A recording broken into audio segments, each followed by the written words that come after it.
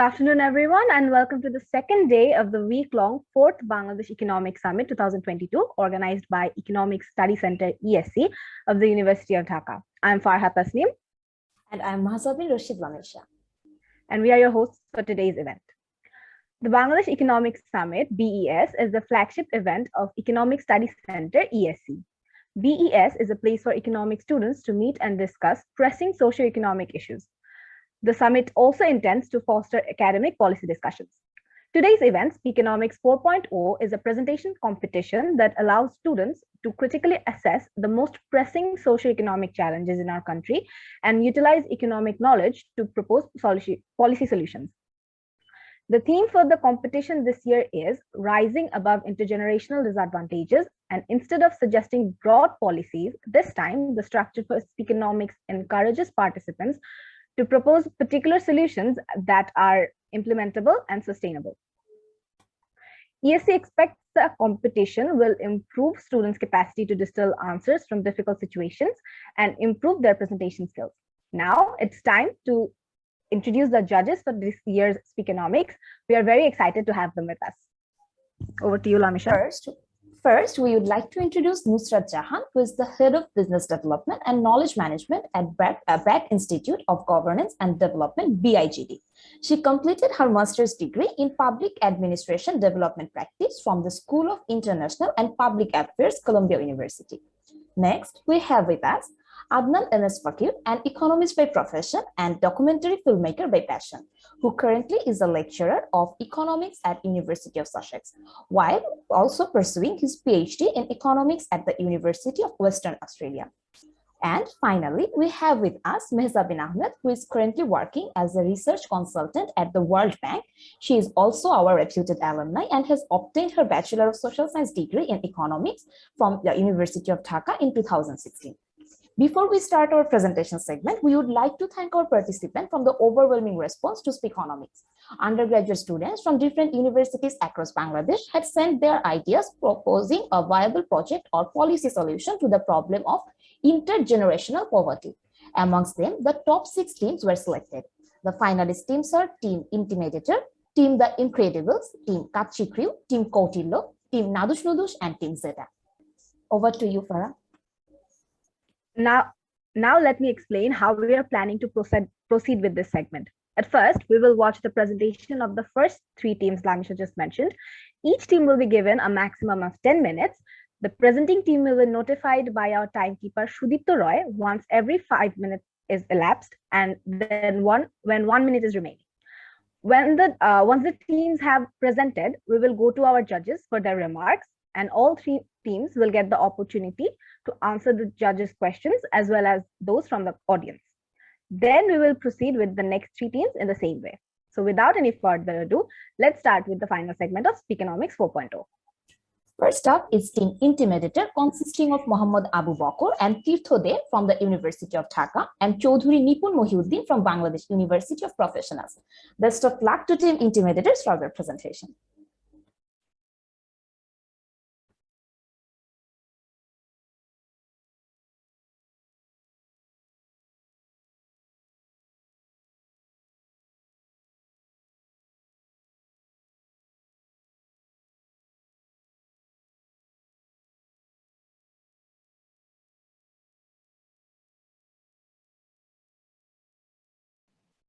Thank you very much for giving us the opportunity. I would ask Nipun, my teammate, to continue our presentation. Hello, respected judges. Today at Speakonomics, we're discussing the rising above intergenerational disadvantages and some problems in our country that enhance intergenerational poverty. Our health sector is one of the biggest problems which directly propagates the intergenerational poverty. So today we're discussing our unsecured health sector and how it makes people poor and vulnerable. We're Team Intimidators and I'm Chaudhuri Nipun giving the presentation. So let's continue. Think of a family where the father has cancer and the family decides to sell their house and everything to bear the treatment cost of cancer. Family is on the way of being penniless. But what about the education of the children of the family? Isn't the children's future at stake? In our country, sometimes people have to bear a large amount of expenses for the treatment of non-communicable diseases, such as cancer, heart, or kidney issues. And it creates a huge problem for our family. Even they have to sell their assets and they become penniless bearing this cost. Now, our goal is to give insolvent people a secure life and health security, minimizing malnutrition in children and provide them extra health checkup and protecting the next generation from being penniless during the treatment of any family member. Now, in our country, a large number of people suffer in malnutrition, medical services, and lack of sanitation, and have no access in non-communicable diseases like cancer, heart, and kidney disease. Now, our main focus is to solve this huge problem in our country. We're giving a solution that will minimize this problem and will help our country to grow economically. Now,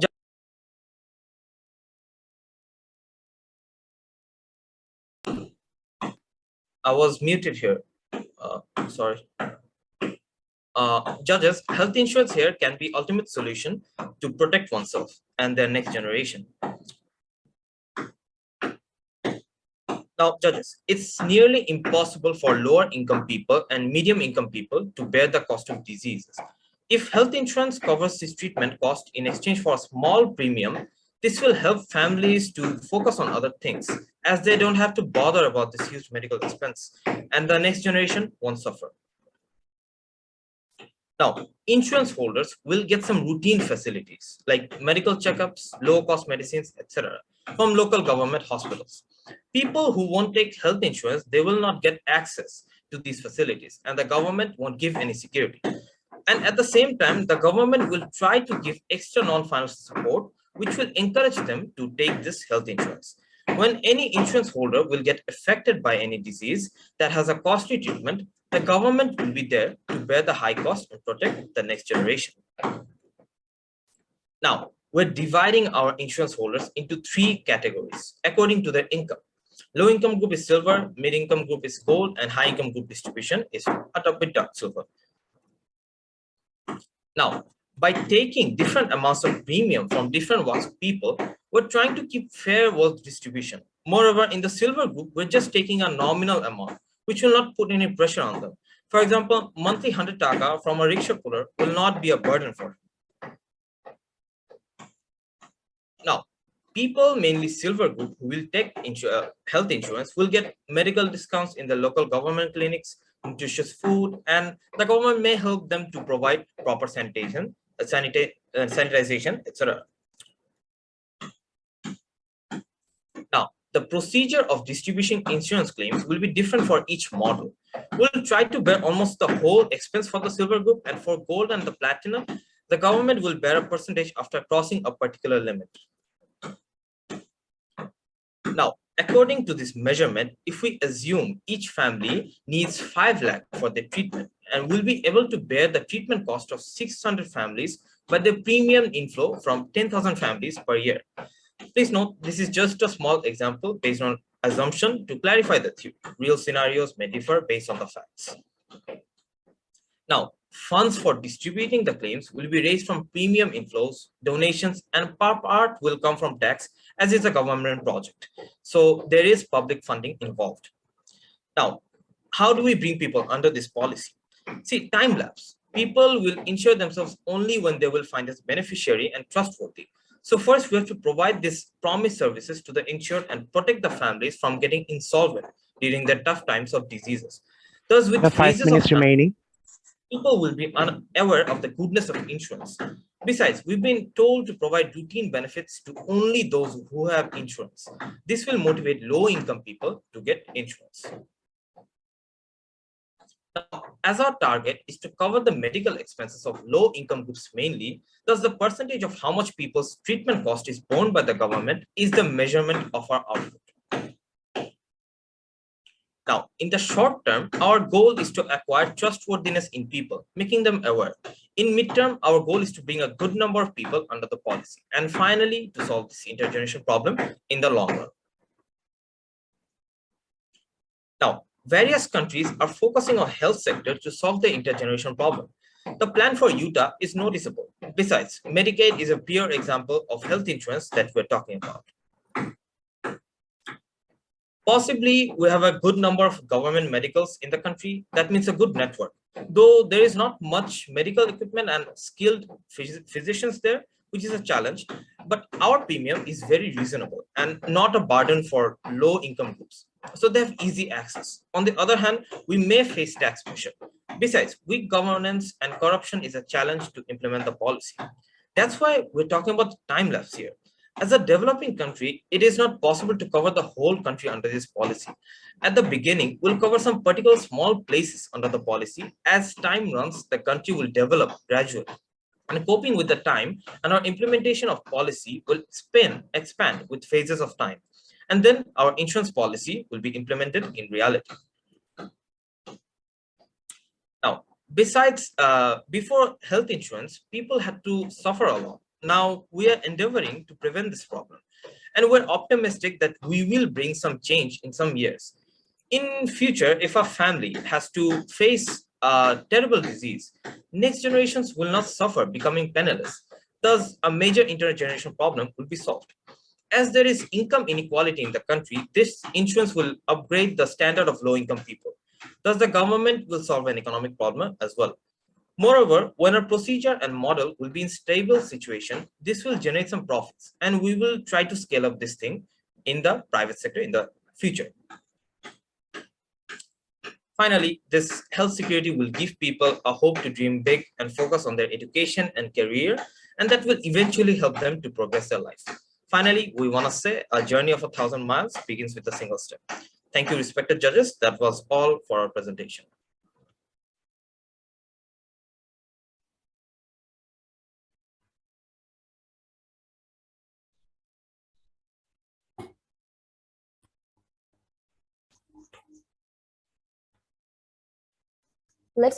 Thanks to Team Intimidator for their wonderful presentation. Let's move on to our next team, the Team Incredibles, that consisted of Sudipto Ahmed, Zakia Samin Noor, and Masafi Mustafa Haider from University of Dhaka. So screen share.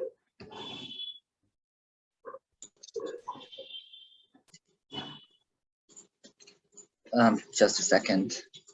Need to fix some.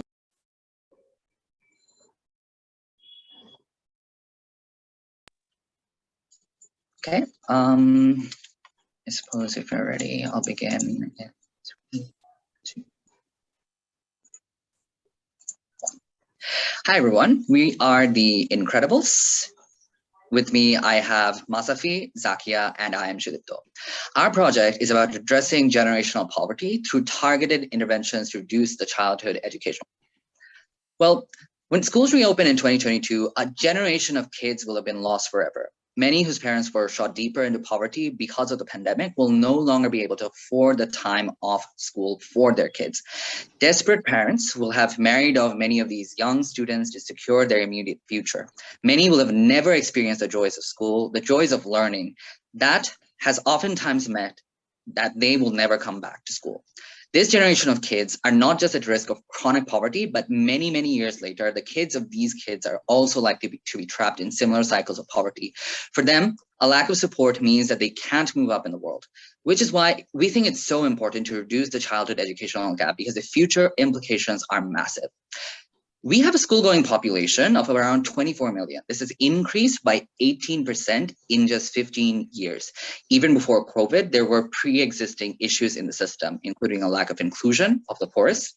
School enrollment rate amongst them was as low as 69%.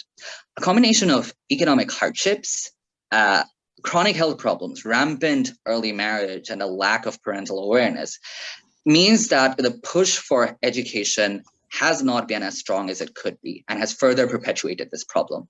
The lack of quality education, including not enough schools, not enough teachers, overcrowding, has resulted in poor participation of our school-going population. In addition to poor metrics of overall assessment of their skills, this means that less than 57% of our primary students who leave primary grades are proficient in the basic skill of reading. Geographic isolation means that people in the Chittagong Hill Tracts and Chor regions are more likely to drop out. As high as 59% is the dropout rate in those regions compared to a national average of 30%. Now, in the COVID era, access to and participation in learning has dropped even further. We don't have continuous educational support, no communication from school for months. Many have not even heard of the remote learning opportunities that we have. COVID-19 economic shocks has led to many parents forcing their kids to drop out and join the workforce to support their families.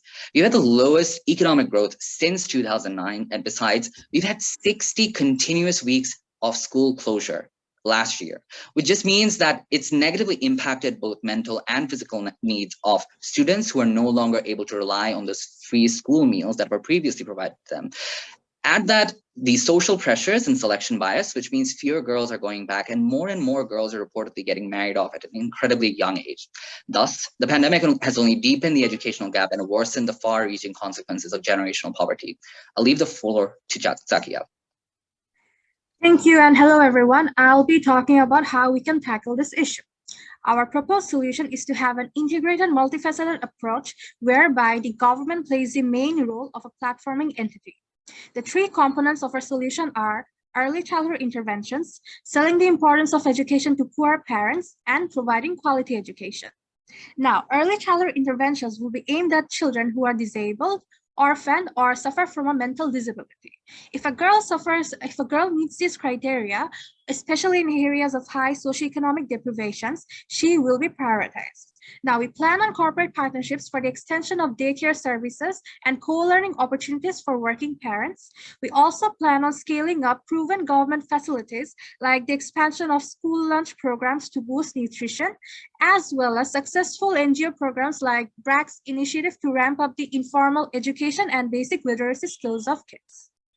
We also believe that the government has a crucial role in selling the importance of education to poor parents by addressing common concerns of not having better economic opportunities, the issues of distance learning, and language barriers. More importantly, we must unburden children from having to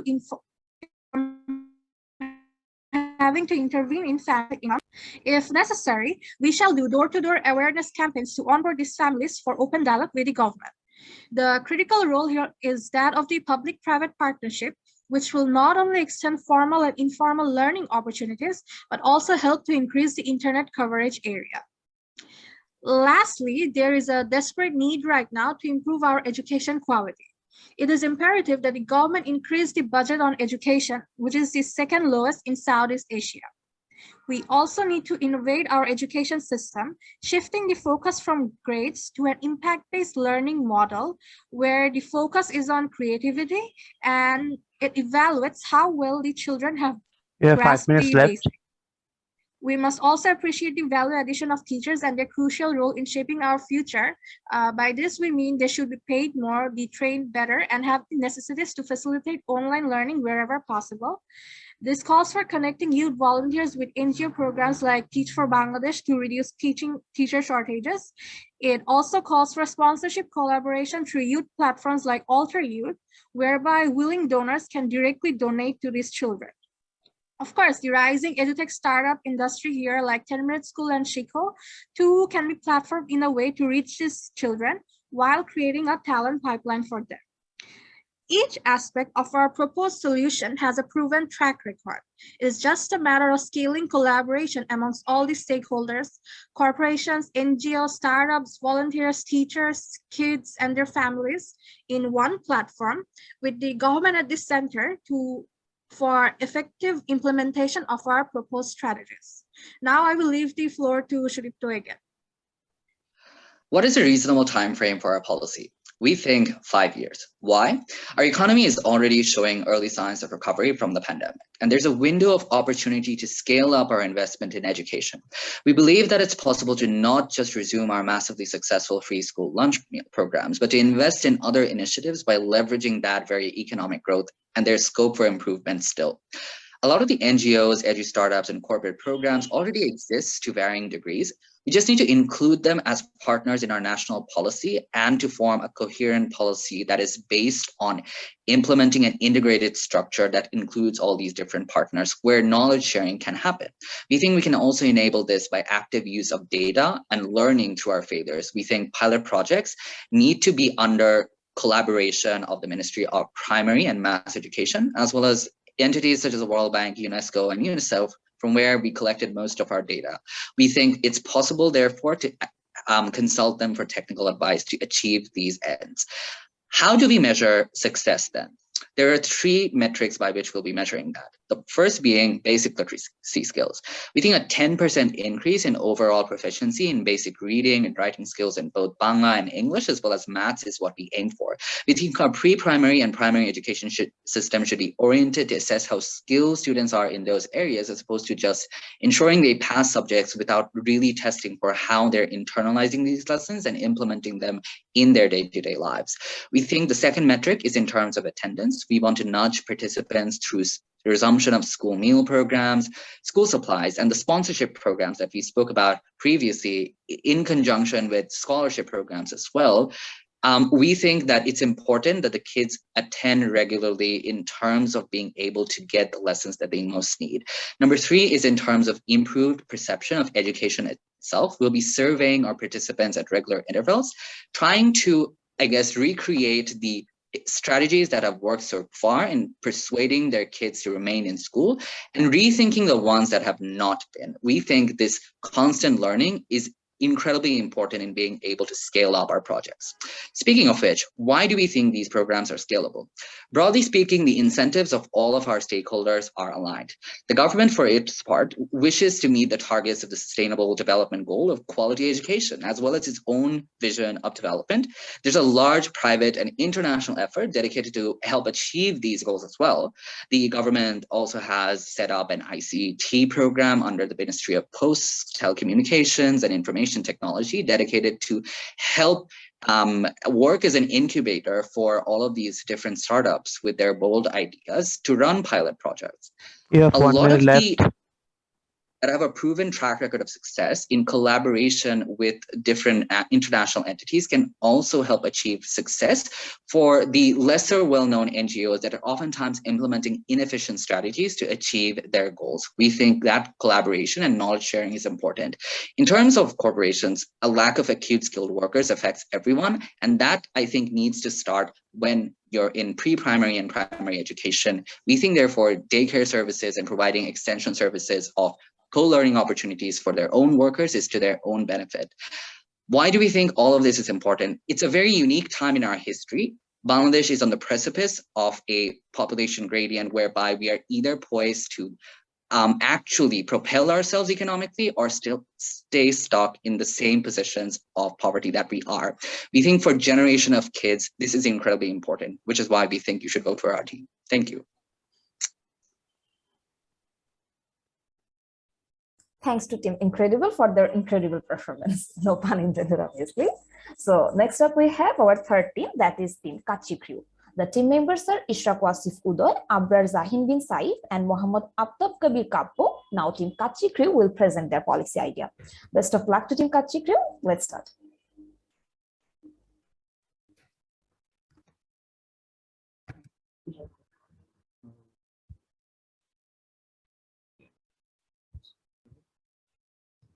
Assalamu alaikum everyone. Hope all of you are doing great. Today we are very excited to give a pitch on a very aspiring topic, which is rising above intergenerational disadvantages. Let me introduce our team. It's me, Ishraq, and my other teammates are Abrar and 𝐶𝐵𝐞𝐬. Let's see the report at a glance. We have 3 segments, part 1, part 2, and part 3. Now here's the part 1. There's an interesting story behind it. So a few days back, I went to a picnic in a village and bought some fruits from a local farmer so that I could eat them fresh, right? So when I asked them the price, I was very shocked. The price was basically 1/4 of the price that we pay in Dhaka. I asked them why. He said, it's the middleman.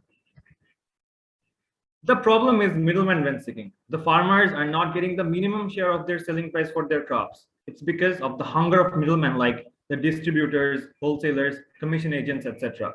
This is one of the major reasons why they're remaining poor for generations.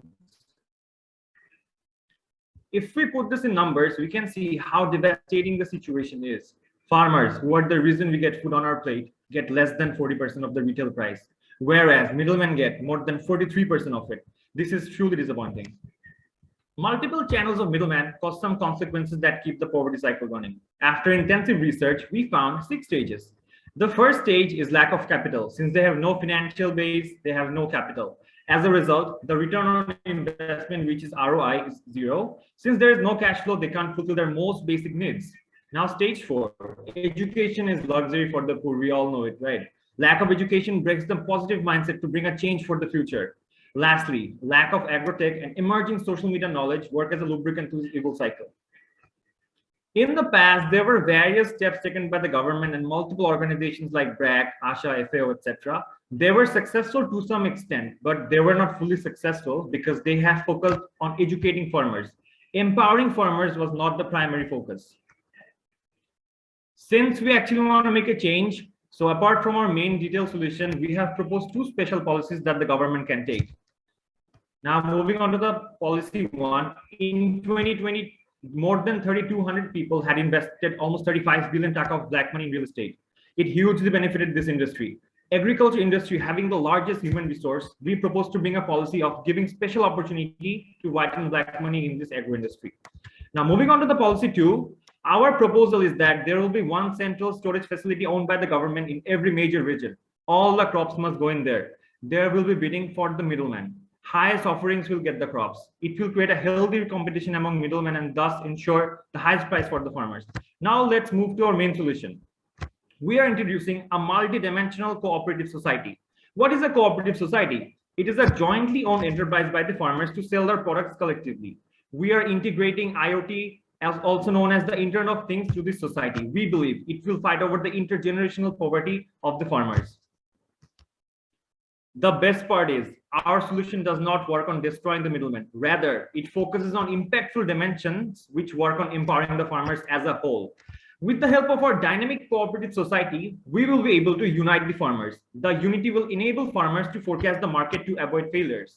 We will have a pooling system that is spreading profits and losses together. Also, our solution will ensure enough volume to process plants efficiently and effectively. This system also focuses on decentralized markets. So we will have regional hubs for selling crops. It will not only save money, but also it will save time and reduce distribution loss on a large scale. Due to the big production margin, our system will enable contract farming. For example, Unimart or Shopno, we all know that, right? They pre-ordered their products to farmers. It ensures high profit and guaranteed sales. We will integrate social media to our system. This is the very first thing on the market. It will enable D2C, which is direct to consumers.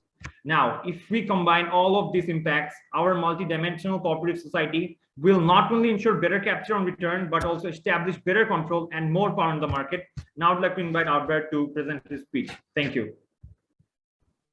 Thank you, Nusrat, for allowing me to present. It will be an 8-month-long project, and we will start it by creating a Facebook page. Facebook is the pioneer social media platform, having a user of Bangladesh 93.79% social media users, connecting businesses with potential customers. Our page will include information about our plans and programs. We will hire 10 agriculture students by segmenting them according to their fields of study, such as fisheries, farming, cats, along with their social media marketing knowledge. We will run a 1-week-long training session program to familiarize our candidates with our policies. This part is essential for the efficient conduction of the project. After the training, we will announce the session's purpose, time, and location throughout the whole city. Our announcement program would include miking throughout the whole city to create banners and posters to stick to local stores and busy streets. We projected 3 days to cover the entire city. Farmers usually know a lot about traditional farming methods because they work as traditional farmers by their birth. It will make it easier to master the combination of agrotech business training. The farmers will work from dawn to dusk in their fields. Our trainers will utilize the farmers' leisure time at night to provide social media training. Most farmers lack technological skills, so we prepared a 3-month-long training plan to accomplish this training. Within this period, we will continuously be linking potential buyers and investors with the farmers. The timeline will end the anticipation of 3 months, and we cannot measure the outcomes until the farmers sell their crops. We will start from one particular city at the very first phase, that is Mymensingh. Now you might ask, why Mymensingh? Why not other cities, right? Well, there are plenty of reasons. Number one, as we mentioned earlier, we want to hire agriculture students because of their expertise in the field. The location of Bangladesh Agriculture University, the country's most crucial agricultural education and research platform, would attract passionate students who want to work for a better society. The city's smaller size would make it easier to run our marketing campaigns. And lastly, the environment is pretty friendly for farming. The farmers can cultivate up to 4 crops in a year.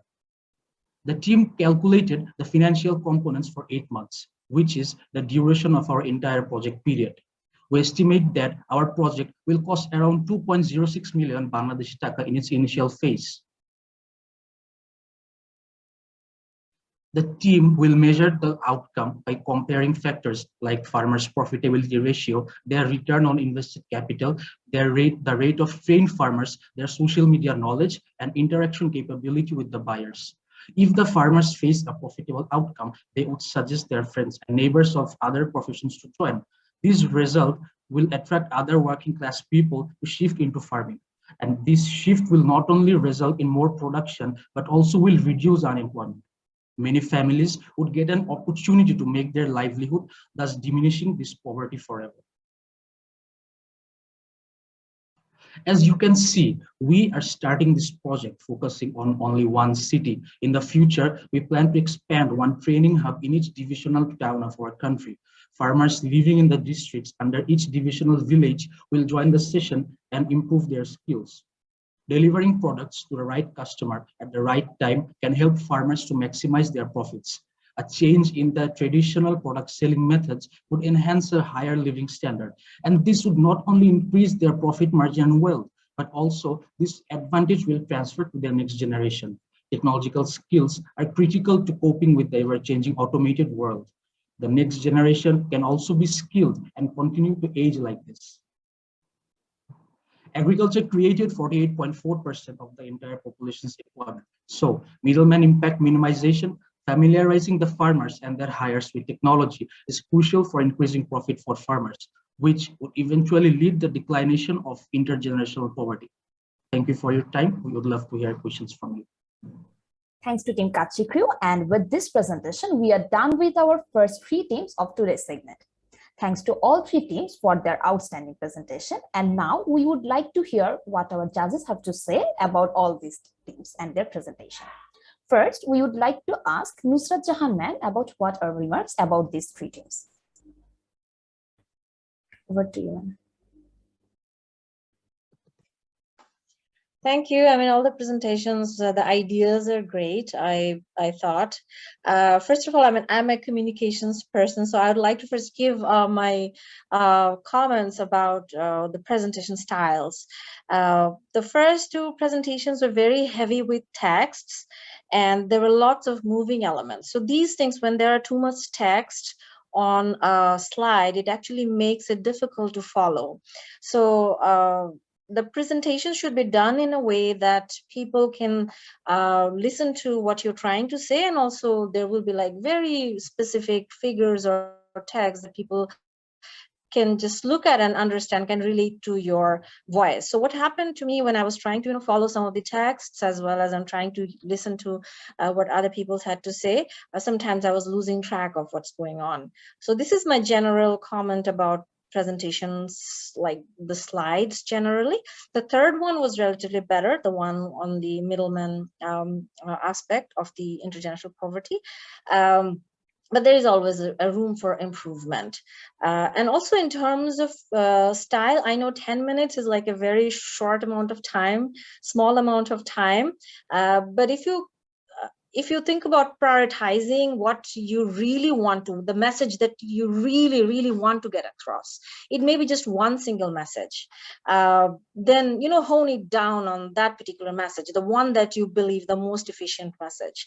That always works better than, giving a menu of different topics. And in terms of content, with the first team, I mean, I believe that providing universal healthcare is in itself, it's a worthy thing to do. It's a necessary thing to do.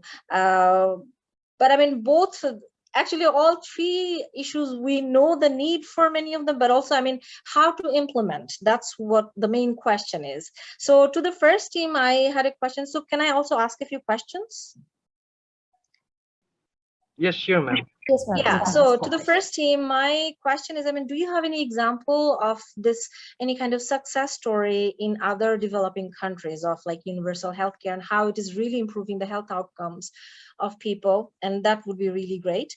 And what I liked about the second team's approach is that they have proposed some really practical type of solutions, like coordinating with organizations like Brac, and also, you know, trying to find leverage the private sector incentives. So these were some really good initiatives.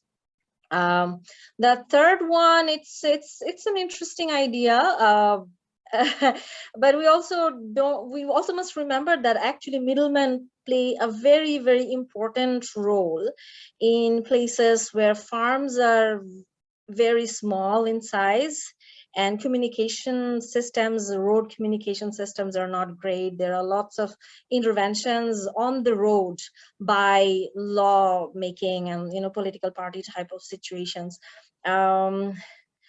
And the solution, I don't know. I mean, I don't have a solution, but I think that's a really tough one to deal with. Yeah, I think so far that's my comment. Thank you so much, Nusrat Jahan ma'am, for her valuable remarks. Now we would like to go to our next judge. We would like to hear from Adnan M S Fakir. Sir, over to you. Thank you, Mehzabeen. Again, fantastic diversity of topics here. I agree and echo some of the things that Mr. Tapu has also mentioned. So I'll keep my comments to a minimum and I'll get to my questions. To the first team, I had a question regarding health insurance. We know that Paul Mosley and Abdul Hamid Bhai from Dhaka University, they had looked into essentially the health insurance programs that was piloted both by Grameen and by Brac. And I think the papers came out in World Development some time ago. So one of the things that they had reported in the sense that the reasons why the scheme was not working in Bangladesh was primarily because of the co-payment system that was set up in their health insurance package that was making people substitute away from the regular usage to more informal or local sources. So we know that health systems in Bangladesh is catered in 3 levels, right? The first level is from the community health workers, the second level is of the union, and the third is the UHCs, the individual health complexes. What was happening is that in those health insurance programs, because there was a co-payment system to deter moral hazard issues, people were not availing it, and their rates were quite low, very similar to the rates that you guys are suggesting, by the way. So, but even then, the programs did not end up being successful. What they found was that there was an increase in awareness, but not necessarily in terms of utilization. So I don't know whether you guys looked into that when looking through this topic, but then if you do, I'd like to hear your comments on that. To the second team, my question is very simple. One of the big reasons why quality, I feel like in Bangladesh is not happening is because we lack decentralization of quality human capital.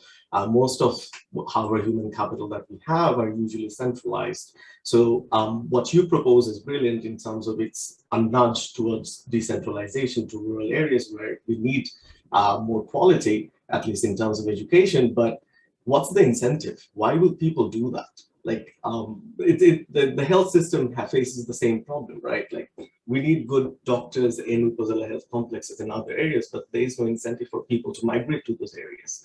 So in your case, the same question, why would people migrate to do that? And finally, to the agricultural team, as Nusrat Jahan said, this is a very tricky problem. Like community-based organizations are very difficult to pull off, at least at a mass scale. At a small scale, it has been done in various countries in sub-Saharan Africa, even in South Asia regions.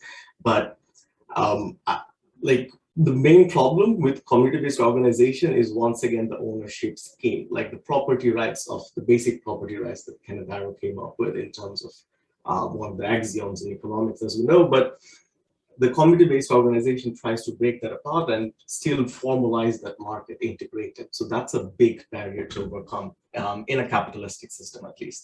So again, things to think about. Once again, thank you so much. And I really, really enjoyed the presentations. Over to you. Thanks, Adnan M S Fakir, sir, for his valuable remarks. Now we would like to hear from Mehzabeen Ahmad for her remarks. Over to you. Thank you so much. Great presentation, everyone. So proud of all of you. I think Nusrat Apu and Adnan Bhai has covered most of the bases, and absolutely, I think I'll go team by team. So I think starting from Team Intimidator, I think they were the first to go. So you mentioned about health insurance, national health insurance, and I think both Nusrat Apu and Adnan Bhai covered most of the bases. So I'm gonna ask or comment like something very novice over here, which I want to understand from my better knowledge about this whole thing, is that so you specifically mentioned non-communicable disease. So you were not talking about primary health care or like strengthening the infrastructure. You were talking specifically more about non-communicable diseases, which are like a huge ripoff when it comes to expenses, right? So I just wanted to understand, when you are collecting premiums for these 3 different categories, they will have 3 different ceilings for these 3 categories, I suppose. And when a family, as you mentioned in the example, visits a doctor with chest pain, should they go for a chest CT scan or a chest MRI, or should they go for an antibiotic?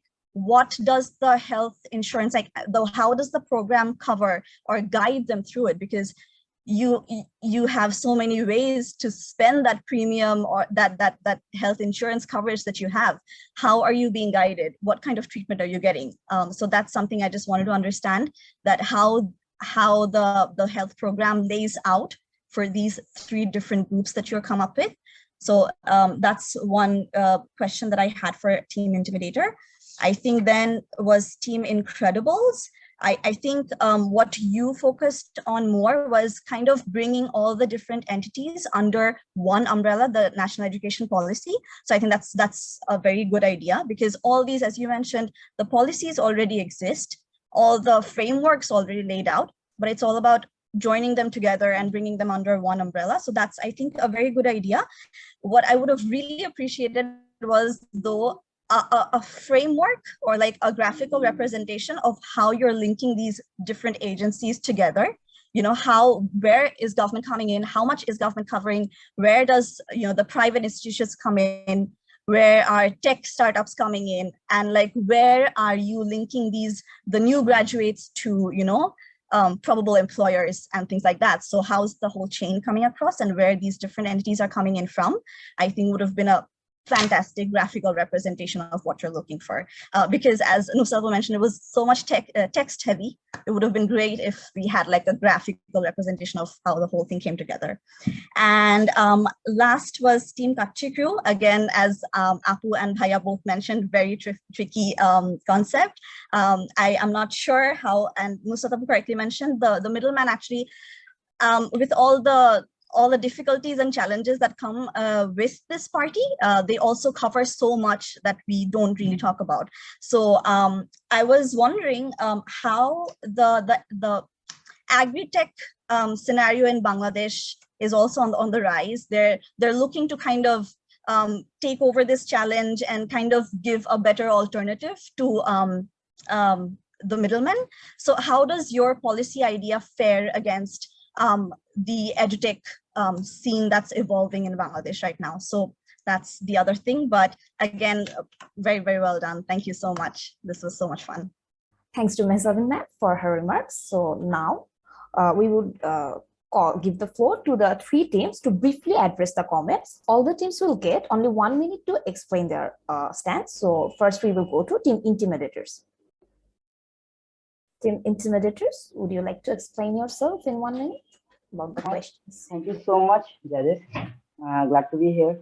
So, first question was: is there any developing country doing that? Yes, in United States there is a state called Utah.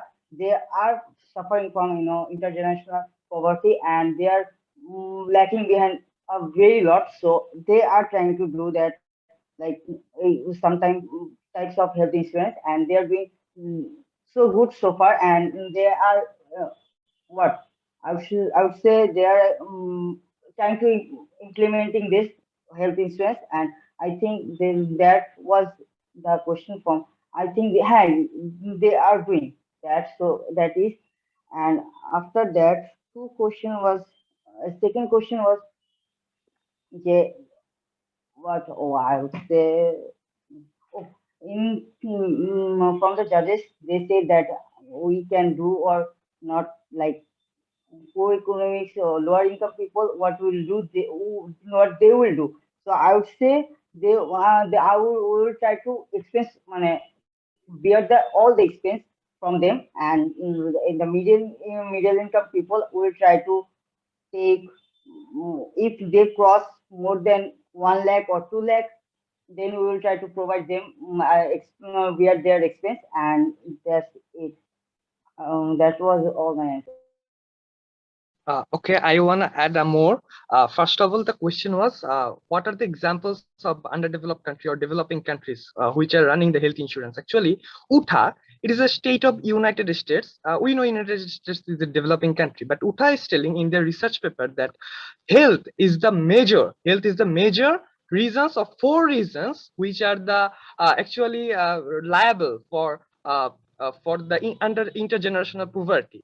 So we are targeting this thing at present, so that when we will develop after a few moments, after a few years, we should not face this problem in future.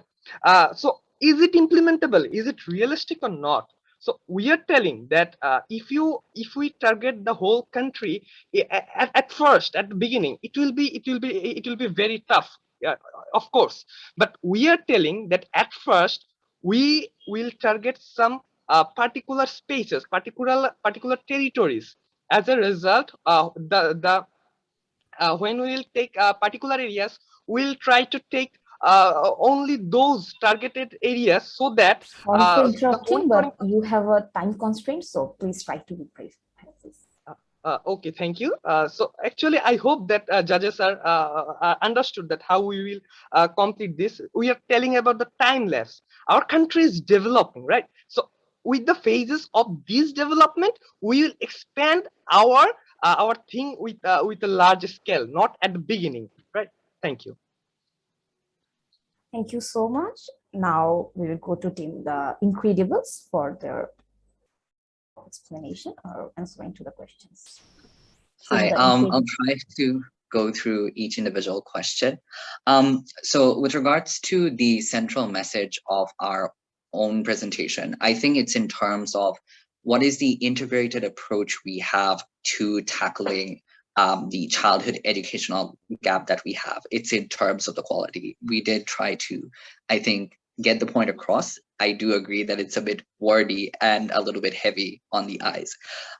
With regards to exact incentives to want to decentralize, we think that this will occur in a model that's quite similar to the way that the government has incubator program funding available, in terms of how exactly they look at the problem that they are trying to solve, look at the viability of that solution, and then decide to fund them based on pilot programs that they've run. It's not in a concept that different from social impact bonds. I think it's a lot smaller in scale. I think that's what we plan to do. We plan to pilot programs. We want to use that incubator model and then transfer that to a larger scale with regards to corporations, but NGOs as well. And with regards to an exact depiction of the framework, I do agree that perhaps a graphical depiction would have been a lot more useful in figuring out where exactly each of the actors fit into the puzzle. With regards to that clarification, we simply want the government to enact that sort of incubator model at all levels. That's precisely because we think that in terms of that incubator model, you have a sort of mentor who helps in the mentorship program in terms of those new ideas that are being brought forward, in terms of implementing them, adjusting them, etc. We want the government and those overseeing entities such as the World Bank, UNICEF, UNESCO to act in that position, in a technical advisory position. We think that will be incredibly useful in making these programs actually efficient. Then we plan on letting each of the smaller NGOs, as well as those other corporate, as well as startups, to implement their own pilot projects. And based on both efficiency of outcome, them being able to meet those stringent conditions we have, and in terms of scalability, we want to re-implement that model further on. We think each of these actors fit into different parts of the puzzle. We did try to show that in the slides, but I do agree it's a little bit wordy, so therefore understand the reasonable confusion on that. But that is precisely what we intend on them doing. They provide different sorts of amenities. Corporations provide further daycare extension. They provide co-learning opportunities. NGOs come in with their informal basic learning programs in both basic skills such as math and English, but also in terms of fluency in different languages, which is such an important reason why a lot of our undergraduates are not employed. And that starts off at the very young age. We don't oftentimes see a focus on pre-primary education, or that being a causal link to why so many of our middle school, high school, are so underachieving. But we think that is the crucial link whereby the NGOs and edu startups are also going to be focusing to want to streamline the process and want to keep them in school longer, because we think that is what's going to benefit them. Hope that answers your questions, and thank you. Thank you to Team The Incredibles. Now we will go to Team 𝐒𝐫𝐞𝐬 to briefly address the judges' comments. Thank you, all the judges, for your wonderful question and remarks. We definitely value your feedback. So basically, our target farmers are who are landowners and who rent the lands to work. We are not putting middlemen out of the business. Rather, we will try to reduce the dependence on middlemen. Also, on a larger scale, we are trying to utilize the opportunities of the internet-based applications like Facebook, or etc. Also, we mentioned 2 heavyweight policies that empowers the farmers, like putting black money on agro industry and having a central storage facility that get better prices for the farmers. Our main focus is to ensure the best price for the farmers and empowers them. Our focus is not to destroy the middleman. We always value the middleman, but our focus is to empower the farming society as a whole so that they get the best price. Thank you.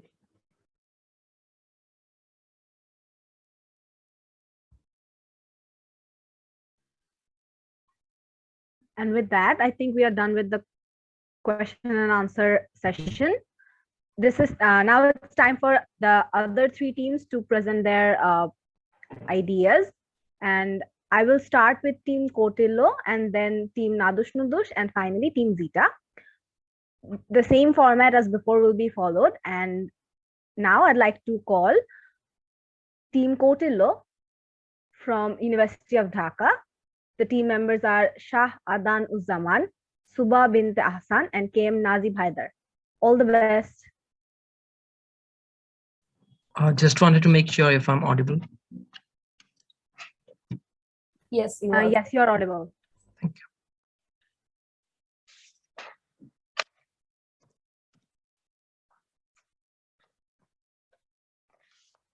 Ladies and gentlemen, we live in a world of no alternatives that have stripped our abilities to choose our destiny.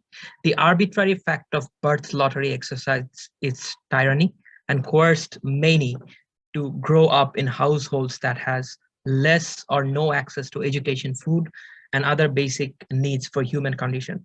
We are Team 𝐒𝐫𝐞𝐬 from the University of Dhaka, who believe in inclusive growth through non-formal education and technical and vocational education. So first, we have looked into the reasons behind why people are intergenerationally poor. We have matched the amount of people, the percentage of students that drop out from primary school every year, and put that against the map of poverty in Bangladesh. If we see 17.2% is the average dropout rates, and districts that have higher than average dropout rates are the ones that have poverty that are rampant. Poverty more than 39.6%, areas that are more red in this map, like Sherpur, Jamalpur, Gaibandha, Kurigram, Lalmonirhat. These are areas with higher dropout rates, like 23.2%. Imagine Gaibandha, where 1 in every 4 child drops out of primary school. Hence, we draw a conclusion that there is a positive correlation between poverty rate and dropout rate. Moreover, we can see that poverty becomes generational through this because education is a prerequisite for development.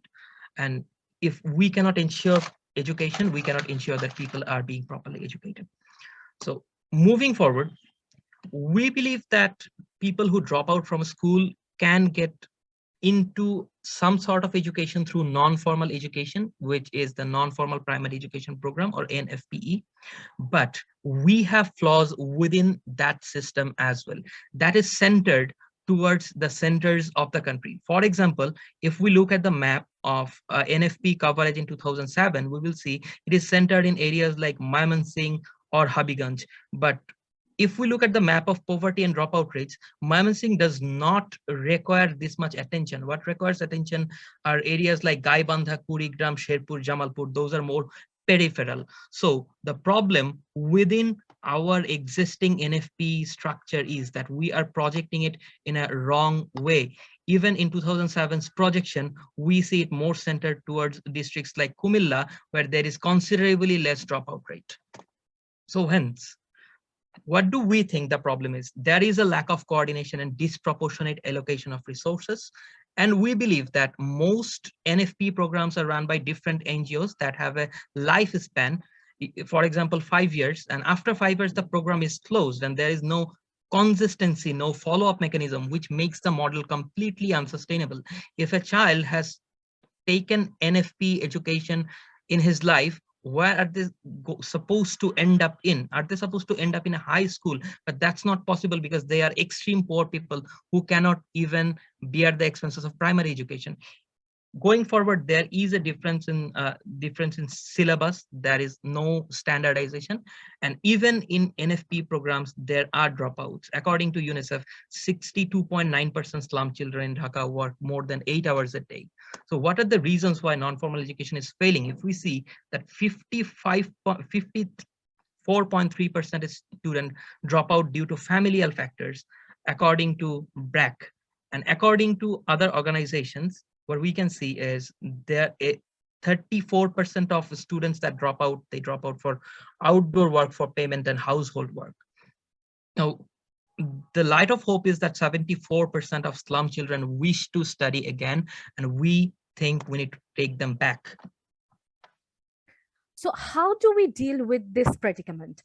Our plan suggests structuralizing a distinct need-based education system using a combination of non-formal education and TVET that will enable the students from underprivileged backgrounds to break the vicious systematic cycle of intergenerational poverty. Next slide. Yes. In a nutshell, our action plan consists of 4 simple stages.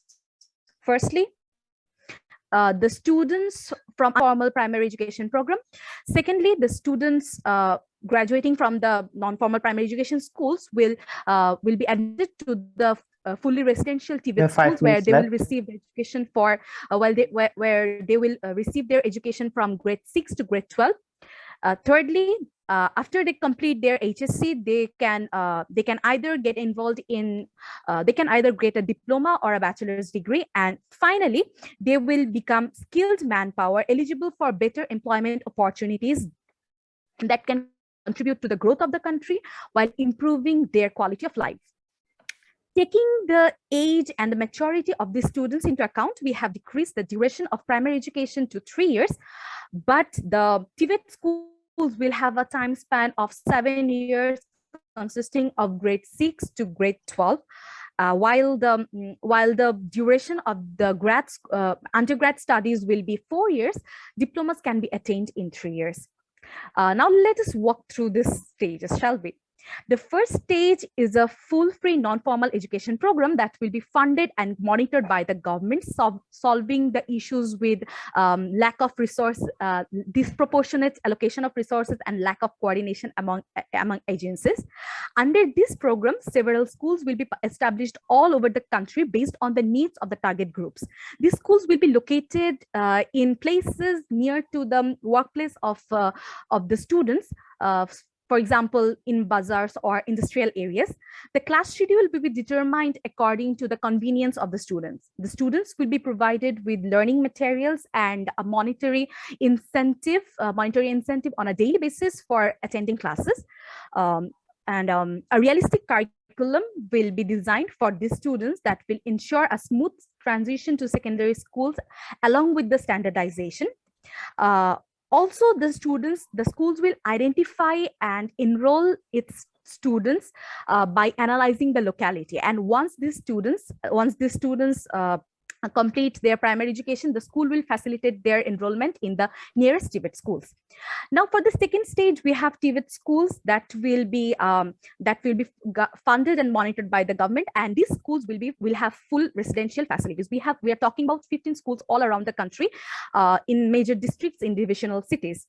So, while studying in these TVET schools, our students will have the opportunity to join in paid internship programs based on their skills that will be facilitated by their schools, and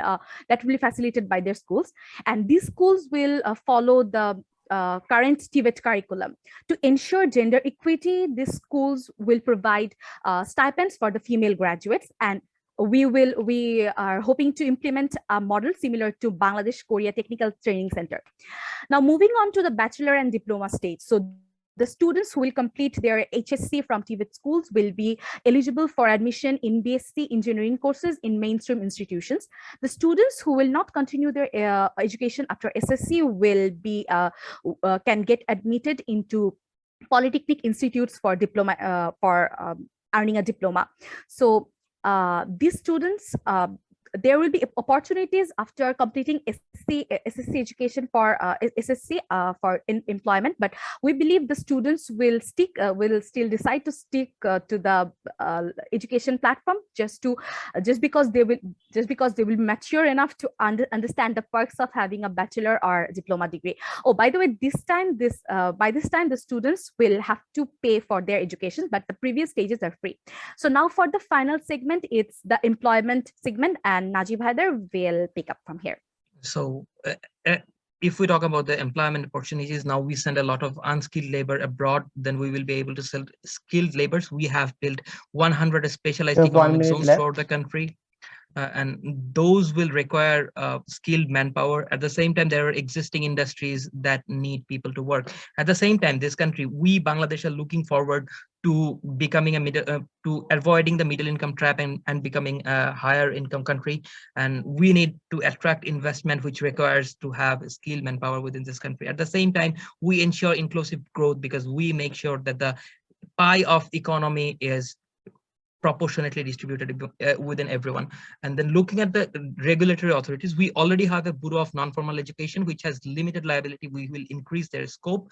At the same time, there is Bangladesh Technical Education Board, which already creates the curriculum for technical education. There is the Directorate of Technical Education, which will oversee the entire process, but now they have limited scope. At the same time, we propose to build a directorate of inclusive education in the country, which will ensure that inclusion of every single left out people in the country. At the same time, can we have 30 more seconds? Please continue. So we think that we will provide marginal betterment to those people, and we will break the chain of poverty. We make the future generations better, and at the same time we ensure sustainability because we have a standardized system in practice within the country. Our system is realistic because we think about how to implement this. At the same time, it's cost efficient because most infrastructures are already in place. At the same time, we provide incentives for children in every step of their education. And finally, looking at the budgets, we have prepared a budget for this as well, and we have followed the ROS-C program, which is existing in the country and being funded by the World Bank. And we propose a budget that is accommodatable within our current national budget as well. And these are the references that we have used throughout the system. Thank you very much. Thank you, Team Kautilya, for your presentation. Next up, we have Team Nadush Nudush from the University of Dhaka with team members Riyadus Salihin Zawad, Sharad Naushad Abdullah, and Sami Mohammed. Are you guys ready? We are ready. Team Nadush Nudush, okay, all the best.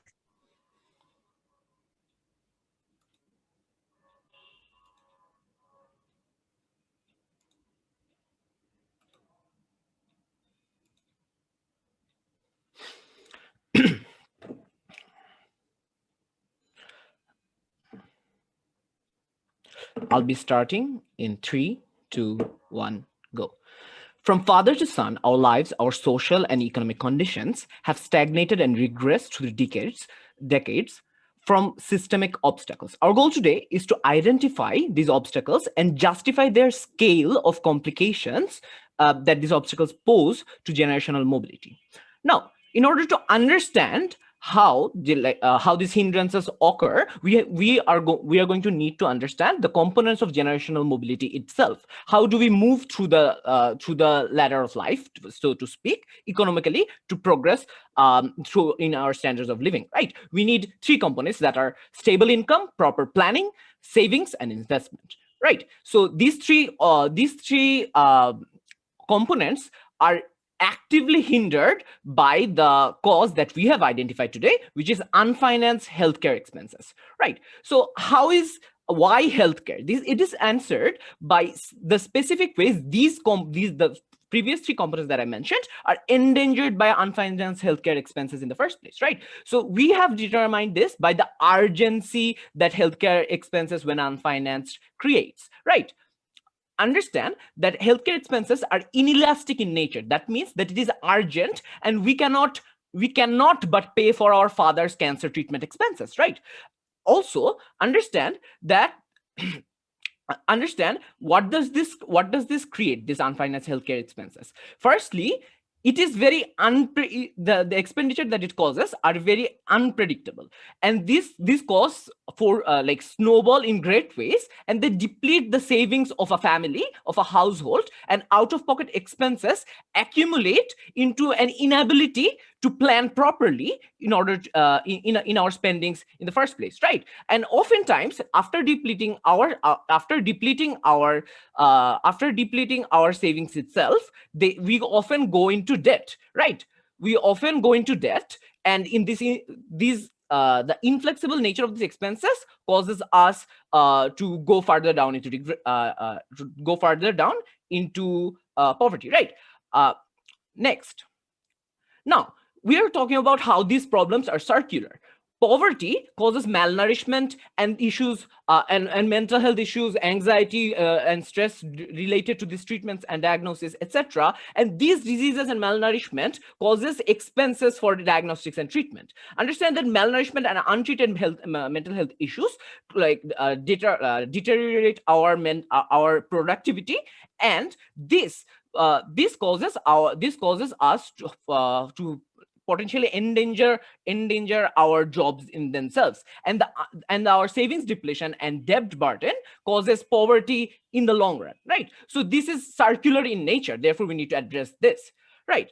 Now understand that what is the problem of the healthcare sector in itself. The lack of the structural qualities, that structural issues that we have are quality, equity, and inefficiency, right? So understand the public sector spends flatly, right? It has a flat budgeting. It spends money equally on like in all regions equally, regardless of like how much necessity is there, right? Also, it spends inadequate amounts of money, which is less than 1% of GDP, which is much less than WHO recommendations, right? This is also unequal. Very, very unequal. Understand that 9% of households have to spend 40% of their income on out-of-pocket expenses in healthcare, right? Also understand that like almost 7% of households are pushed into poverty due to out-of-pocket expenses. It is massively inefficient because of there is dual budgeting and multiple bureaucratic red lines, which results in unspent budget in the healthcare sector, right? Understand what are the challenges, other challenges. The pharmaceutical industry lobbies and which causes doctors to overprescribe medicine and also overtest because they get a commission from those ideas, which are things that we need to solve. Also, there's a systematic socio-cultural barrier against insurance, that people don't trust those specific insurance companies because they don't actually are not familiar with the idea, right? Understand what are the stakeholder analysis. Who are we targeting? We are targeting specifically the demographic of lower middle class income people, because they have barely escaped poverty, and we need to encourage that potential to escape poverty in the first place, and therefore so that their expenses do not deplete their savings, etc., right? So characterizing them, are very disapproving and untrusting of insurance, it is very important to prevent them from regressing, right? Understand what is our big idea here. Our big idea is 𝐒𝐩𝐞𝐚𝐤𝐸 Gonoshasthaya. What does this consist of? This consists of insurance expansion plan. It will have a sector-wise expansion, like for sectors of economy-wise expansion. It will have an opt-out system to maximize convenience, that nobody will have to opt into it. They will have to opt out of it. We will introduce public-private partnership contracts that will have companies incentivized to capture the market, to cooperate with the government, and a joint cooperation program in order to expand insurance. We will move towards a national single-payer system in the long run. Understand how we will redesign the bureaucracy of budgeting. Understand that we will accommodate demand-side financing. We will negotiate down medicine costs with pharmaceutical markets, and we will fund this through different bonds and different social health care protection money. We also will have a marketing campaign to rebrand it as mutual aid. Zod. Okay, so first of all, we would like to describe the previous attempts the Bangladesh government has taken to actually achieve universal healthcare. So first off is SSK, or Shastho Suraksha Karmosoochi, which was a community-based healthcare protection scheme for people below poverty line, which was not expanded after 3 pilot projects in 3 upajelas in Tangail was implemented. And the second and the most significant attempt at achieving universal healthcare in Bangladesh was through Social Health Protection Scheme, or SHPS, which was actually the policy was constructed by the Health Economics Unit of Ministry of Health, Family and Welfare in 2012. Then the whole scheme was supposed to be established under a health equity fund or a national health protection office, but the formal sector should have been included by 2021, and the informal sector should have been included by 2032, but none of the things actually progressed beyond 2012. So what do we see right now?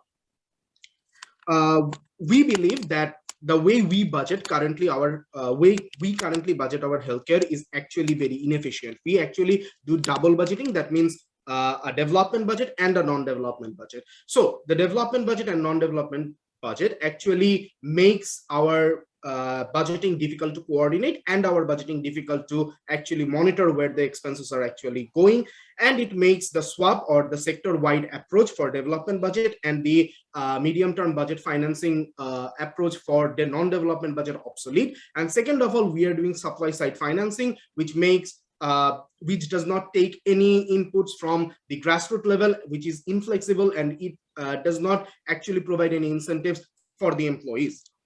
Moving on, if we look at how our budget is formulated and how our budget is actually allocated, you will see 3 things.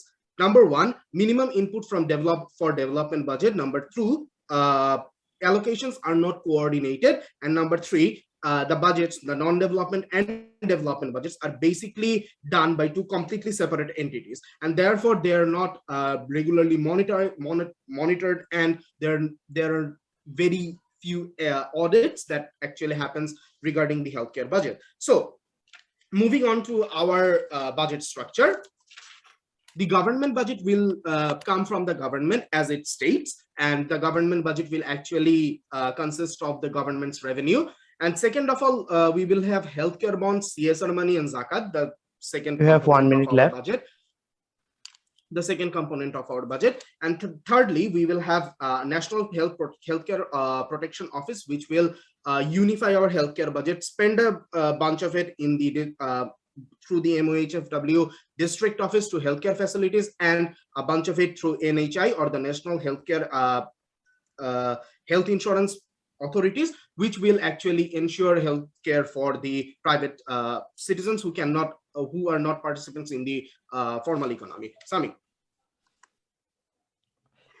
understand how our health insurance structure will go. A government agency will coordinate different under the jurisdiction of the Ministry of Health, right? Understand that we will provide healthcare insurance for the the poorest of the poor, that who like subsidize their premiums. We will issue a health insurance card that will allow the insurance holders to access healthcare, and understand how we will coordinate with the private insurance. Can I have 30 seconds to? Yes, yeah. Okay, so we will contract out these insurance plans to private companies through these partnerships. We will have an opt-out system, and we will target one professional sector by one in order to include them gradually, right? Understand that we will have a marketing program that will try to amend that the negative view of insurance, that people do not want to buy in because they see it as a guarantee. We will have a radical rebranding of it through door-to-door awareness programs, and also a print and digital media campaign, right? Understand that how we will assess the outcome. We will assess the outcome by the percentages of expenditure, whether we succeeded or not, whether the percentages of expenditure have gone down accordingly. From 67% of the out-of-pocket expenses, we will be down to 32%, and the government will provide around 30% of that. Like, we will increase in the cost projections, we will increase the government budget allocation to healthcare by to 30% from the current 26%, and that the rest from the insurance program will provide for around 32%, and the rest will be from out of pocket. Understand the timeline. From 2027, we want to increase the coverage from to formal sector, and in the medium term we want to do it in the informal sector. In the long term, we want to achieve universal coverage within our target group, which is lower middle class income people, right? Understand that this insurance policy is for them. How will we scale up this solution? We will scale up this solution by 2042. If the structural corruption problems of our government are alleviated, then we will coordinate into a unified platform under the an autonomous government organization will coordinate. Please wrap everything. up, Nadush. Yes, of course. Otherwise, we will make the companies go independent if there's not sufficient corruption alleviation. Thank you very much for letting us present our case. Thank you, Team Nadush.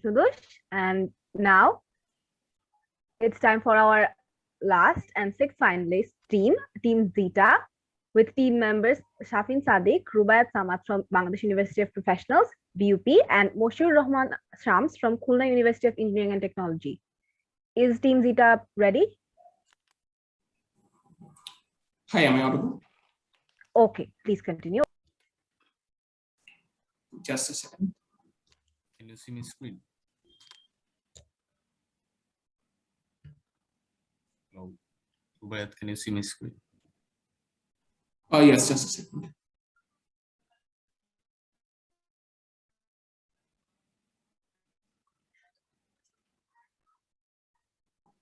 Okay, starting my speech in 3, 2, 1, go. Bangladesh has come a long way in terms of women empowerment. However, we still believe that there are a lot of issues that need to be addressed. Foremost, let us take the example of malnourishment. 30% of women in the current status quo are malnourished. And this is basically a basic need, that you need food to survive, right? But this is basically something that is deprived from them. And we believe that these are the things that need to be addressed. Assalamu alaikum, everyone, and a very good apparent evening, I guess. We're Team Zeta, and we're going to be talking about gender discrimination in rural households. And we're going to be using microfinance as a solution to largely mitigate this. Safin, next slide. So basically, next slide. Gender discrimination, right? Four folds. Firstly, in terms of ownership and inheritance of assets, right? We already know that due to religious reasons, women only get half of the assets that their male counterparts get, right? On a secondary basis, that there is labor disadvantages in that there's a wage gap that exists.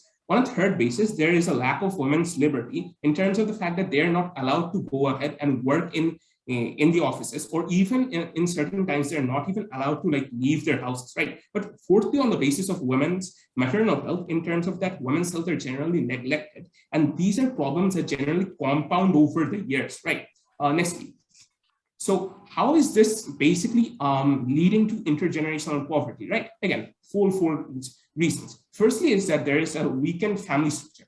Understand the fact that fragmented families, such as broken families or one parent dying, is extremely common in Bangladesh. What happens as a result of this is that women are forced to send their children to work as to work in near slave-like conditions in like houses or like restaurants and places like that, where these people are basically trapped in a cycle of like low-wage labor. Secondly is the fact that there is an ignored workforce. That is to say that women are not exactly allowed to like participate in many of the labor forces, for example, hard labor and stuff like that. Thirdly, there is a problem of unskilled labor. That is to say that there is a lack of quality education that exists that is going to be creating quality skilled employees for the current job sector, right? So this is a huge problem. And fourthly and lastly, that there is a rampancy of diseases and illnesses, right? One such example of this can be like, for example, women having malnutrition, right? As a result of this during pregnancy, their child does not exactly get enough nutrients. And as a result of this, their cognitive capabilities get hindered in terms of like quantitative skills and stuff like that, which are probably going to be helping them get the necessary skills required to shine in life and climb the social ladder, right? So they get obliterated in that fact. And the third slide. So reasons behind why this is still rampant, right? Safin, next slide. So firstly is that there is an overpowering influence of religions and social institutions, right? Secondly is that there is a lack of access to proper formal education that has quality. And thirdly, that there is a deprivation of access, right? So my teammate Safin is going to be discussing about the solution. So passing the floor to Safin. Here. So what's our solution? Our solution involves restructuring microfinance program for women empowerment. The infrastructure necessary for our project's implementation are already in place. So, because the government banks like Sonali Bank, Rupali Bank are all over Bangladesh, and we're gonna use their ecosystem to implement our project. We just need to incorporate a sovereign department and bring all this under a digitalized integrated interface. In the next slides, we're going to see what the tool are and how are we going to use them to achieve our goals. First of all, microcredits. Loans will be given in installments with follow-ups, making sure everything is going as planned. Additional supports will be given based on assessments, and while assessing, some factors like the background of the borrower and the business is going to invest in will come into play. In case a borrower can't pay back the loan, there will be contingency policy set aside for this kind of specific cases. And additionally, the borrowers will be offered to avail loans, and the government is going to invest in supply chain and relevant markets to make the platform for the borrowers more accessible. Then now, all of these initiatives are going to be redundant if our target audience isn't aware of our policies. First of all, we're going to use field campaigns which are at our resources to make our programs look lucrative and simple for them. And we're gonna the response we're gonna get from our campaigns. We're gonna build a community, and we're gonna provide them with proper financial guidelines to help them resettle their businesses and lap out of the poverty. Next, the previous attempts that has been done by the government as follows. The Bangladesh Bank has different financial schemes specifically targeted towards women, like collateral-free loan up to 2.5 billion taka and reserve funds for different sections of business. And the non-government entities disperses money in small portion in these particular fields. So, coming to solution of different organizations, this can be categorized in two specific categories, like relief and charity, which are temporary and not sustainable, and positive affirmation, which doesn't bring forth any positive outputs because much of these are inaccessible for underprivileged women. And how are our model different? Prioritizing the vulnerability under the gender discrimination umbrella enables us to come up with more efficient and streamlined policies. The insurance plans, community building with proper guidelines makes our model a more holistic one. Now passing the floor to Shams. Thank you, Safin. at this point, I'm going to talk about the 4 outlines of our policies, right? So I'm going to talk about how we're going to measure the outcomes. I'm going to talk about the cost effectiveness of our model and the timeline, and obviously how we're going to scale up, right? So the first slide that we're going to talk about. How are we going to measure our outcomes? So we have like 4 indicators, and one of the indicators, like the key indicators, which is the percentage of women lover first. As you can see in the slides, the current, if we count on the current growth, then after 10 years, it's going to be 40%, right? But what we're trying to reach a 45% landmark, and this is the percentage of women labor force. So what are the other 3 additional measurement scales that we're going to talk about? So we're going to talk about the ownership of tangible assets, and we're trying to reach 10% landmark after 10 years later. Then we're going to talk about the female and male ratio in our education system, which is going to be 1:1. And the last one is our maternity death, right? So we're focusing on less than 30 mothers are going to die in out of 1 lakh. And this is going to be our third measurement scale, right? So next thing that we're going to talk about, how we're going to judge the cost effectiveness of our model. So understand one thing here, we're trying to talk about currently, if we spend like 40 billion taka, and with our current investment program, which just increases 1%, right? But in our restructuring program, if we spend like 35.7 billion taka, we can do the same 1%, we can reach the same 1%. That is why we think that with the same amount of goal, we are taking less amount of investment. That's why we think that our model is very, very cost effectiveness. Now, next thing that we're going to talk about is our timeline. So firstly, what we're going to do, we are going to do this in 4 phases. The first one is the initiation, which is basically setting up our infrastructures and our marketing campaigns, right? Building the community and stuff like this. And secondly, what we're going to do is our first phase of disbursement of loans, which is basically setting up risk-free loans, right? Because we need to make our cash flow sustainable at first. So if we jump into like risky loans, then our cash flow won't be sustainable. That is the problem with the current microfinancing problem, right? So after next phase, what is going to be our second phase of disbursement of our loans, that is where we're going to focus on loans that are going to make the impacts, right? Loans with lower interest rates for vulnerable communities, loans with loans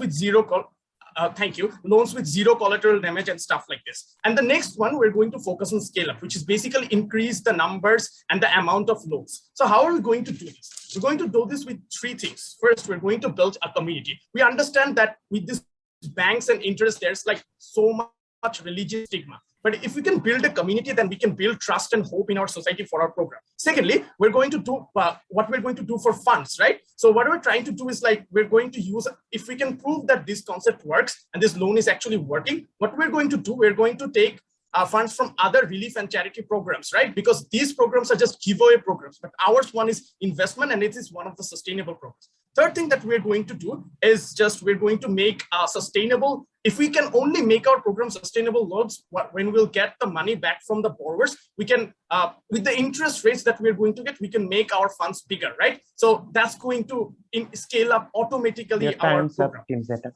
I'm just going to like wrap up. So panel, this was our model, and we know we have gone so far in this area like women empowerment, but the truth is, compared to other South Asian countries like Pakistan and India, we still have a long way to go. And I think that if we can restructure the microfinance, all the doubts, all the skepticism that we have, we can solve it. That is why we are very proud to propose this solution. Thank you very much. Thank you very much, Team Zeta. And with that, we are done with our presentation segment for the last 3 teams, and now we will be moving on to the question and answers session for these 3 teams. At first, I would like to go to Nusrat Jahan ma'am, for your remarks on these 3 teams. Ma'am.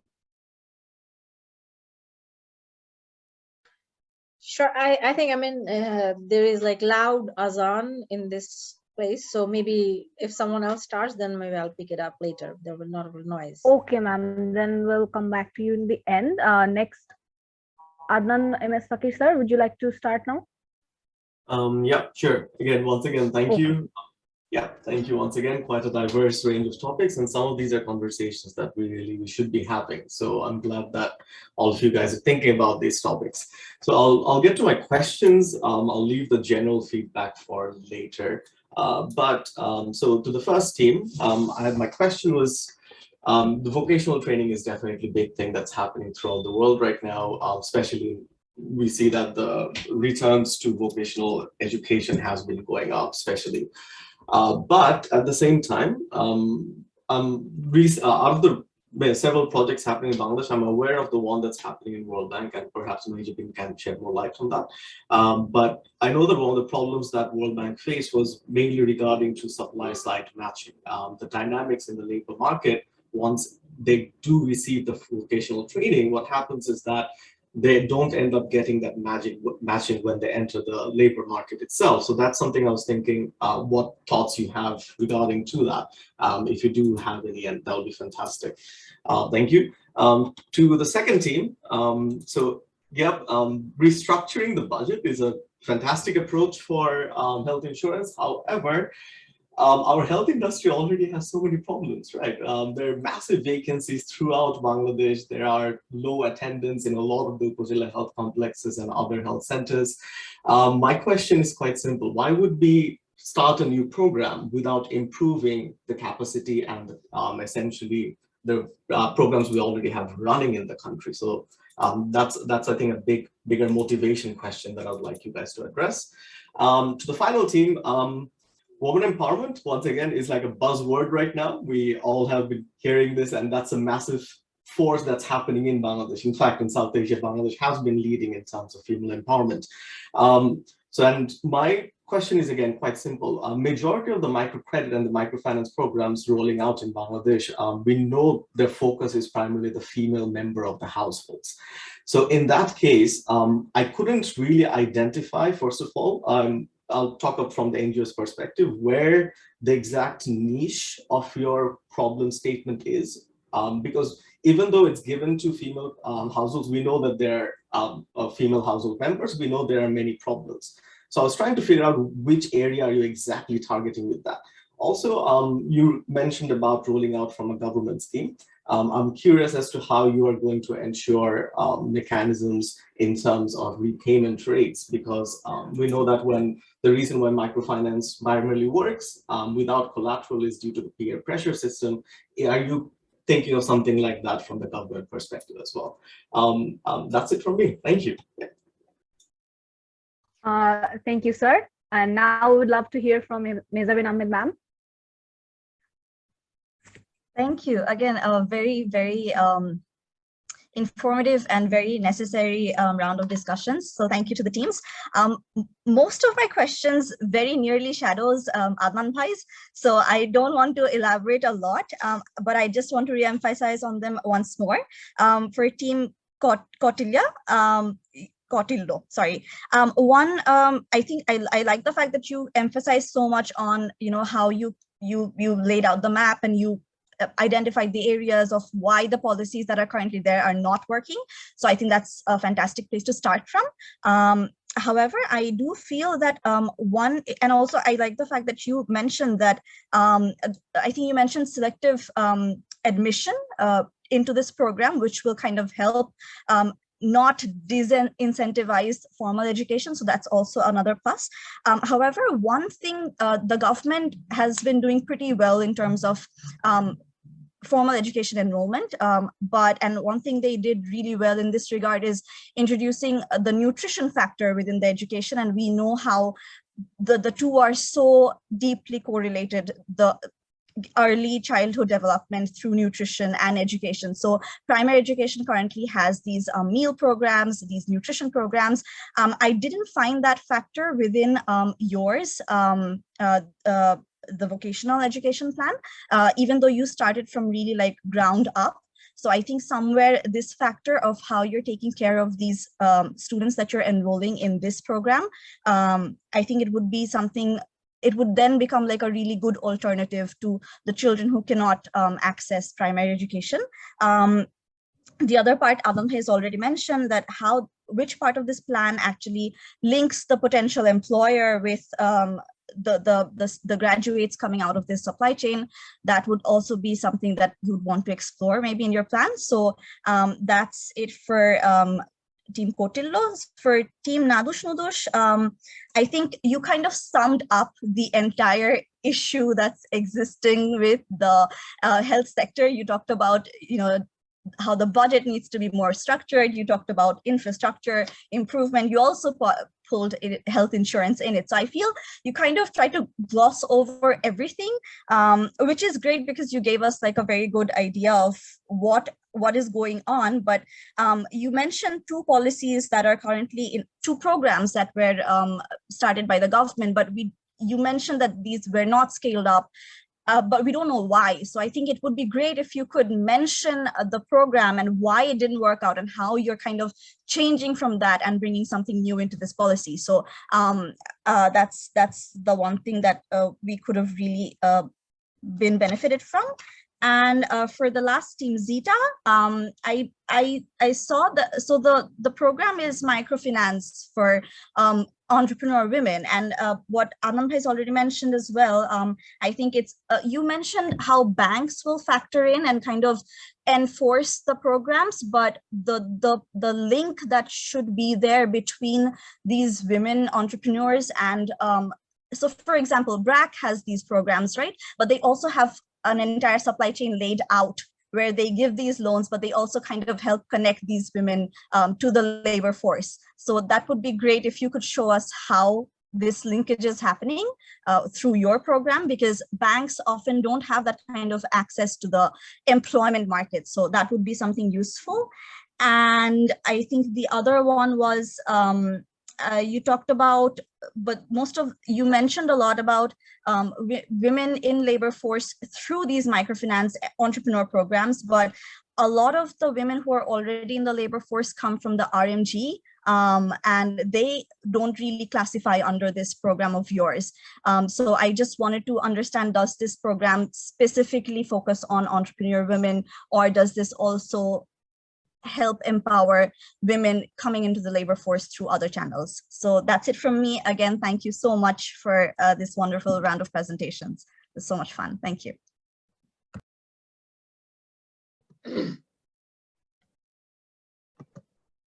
It's my turn, I guess. Yeah, thank you so much. All the presentations were very, very nicely done. And yeah, I mean, the delivery, I also like the way you delivered the presentations. You're very engaging, and you explained your thoughts very clearly. So congratulations. Thank you, Mehzabeen Ahmad ma'am. Now we would hear from Nusrat Jahan ma'am. Is that okay, ma'am, now? Yes. Yes, ma'am. I think I already started speaking. There's a lag. I mean, did you you heard what I said, right? Yeah. Okay, great. So for Team Kautillo, I have a couple of questions. So you are mainly focusing on the government infrastructure, right? Yeah, I mean, absolutely. We have a huge government infrastructure at up to, I don't remember up to what level. I believe it's up to district level, or we have like upazila levels as well. It's a huge infrastructure, but we also need to remember that the kind of training that these institutions generally give out do not produce huge amount of impact. It's also because we know, like, is the same problem with the government schools, that the quality and updating the curricula, etc. There are always questions, but there are other institutions, like for example Brac has a very quite substantial skill development program, and they also follow different kinds of model. It's a combination of, for example, classroom-based training and apprenticeship-based model, which appears to work a bit better compared to the government system. So actually, I was having a field trip just last week visiting these programs, and we were thinking how we could, like, bring these two components together. For example, maybe with the government, we could use government, classroom facilities, the existing facilities, but that's also involve institutions like Brac to, make connection with the trainers on the field, so that they can learn and actually find employment through that process. So that's very important. And number two is you emphasize quite a lot on getting, like higher education through the process. Yeah, I mean, absolutely, it should be open to everyone, whoever wants to have higher education, but it's not necessarily the way to go. So yeah, these were my two comments about Team Kautilya. And then Team Nadush, I mean, I have some very similar questions as the Adnan Bhai and Mehzabeen already asked. I mean, it's a beast. So unless we can solve some of the very basic problems of our public health systems, it's really hard to see, I mean, how and where it is going. And also, I mean, you talked a lot about healthcare bonds, finding CSR money and zakat, etc., for financing. So you need to remember, healthcare is like an extremely expensive affair. So these fundings will probably not be a good idea, because we really need to find out a sustainable financing solution for any type of insurance. So finally, Team Zeta. Yeah, I mean, I'm all for women empowerment, and I believe it's one of the key reasons why, I mean, we are stuck in intergenerational poverty and poverty in general. And I like the way you have, explained the, the link between women empowerment and intergenerational poverty. And your slides were really good, and the presentation delivery I'm really impressed. Thank you so much. But I mean, but the thing is, I mean, like, there is a lot of buzz about microfinance and a lot of talk about how it's transformational, but there is very little research evidence on the impact of microfinance. It's not transformational. This is the final conclusion of most studies that have been done. So there is some evidence, I mean, when it's tagged with other types of services, support service, and especially when women can have an opportunity to get together, there is some sort of empowerment linkages to that. But financial liberty through microfinance, it has not been proven. So yeah, this is something to think about. I mean, how, you will bring about these transformational changes. And also, I mean, if you're talking about, like insurance and, like providing support services, and you were saying that it's more cost effective than providing microfinance itself. I mean, the link is not very clear. Most microfinance institutions are actually moving away from providing all types of additional services because it's costlier. So these are some of the practical things that we need to think about. But all the presentations, I thoroughly enjoyed, and congratulations. Thank you. Thank you so much, ma'am. So with this, we have reached the end of our final presentation segment of Speakonomics 4.0. I know we all are really excited to know about which of these teams are the best according to our judges. To know our final result, we all have to wait until 3rd March. The winner will be announced in the closing session of the 4th Bangladesh Economic Summit.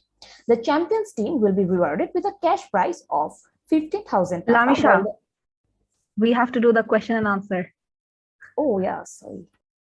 Okay.